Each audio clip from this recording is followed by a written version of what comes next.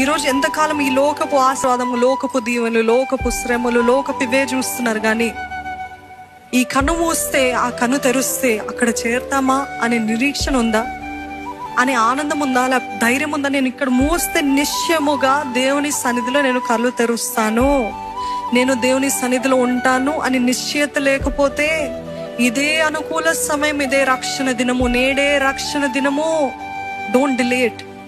ఈ మాటలు వింటున్న ప్రతి ఒక్కరు కూడా ఇంకా డోంట్ డిలే. ప్రార్థన జీవితం తర్వాత చేద్దాంలే, ఇదేంట్లే, ఇది పర్వాలేదులే. అయినో ఇక్కడ వచ్చిన ప్రతి ఒక్కరికి ఎక్కడో ఒక మూల దేవుడు నా కార్యము, దేవుడు నా జీవితంలో జరిగిస్తాడని కనీసము భక్తితోటి దేవుని సన్నిధికి వచ్చారు.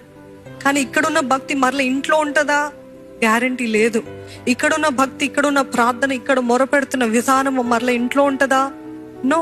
మళ్ళా రేపు ఉంటుంది. అంత యథావిధియే, అంత మర్చిపోతూ ఉంటాం.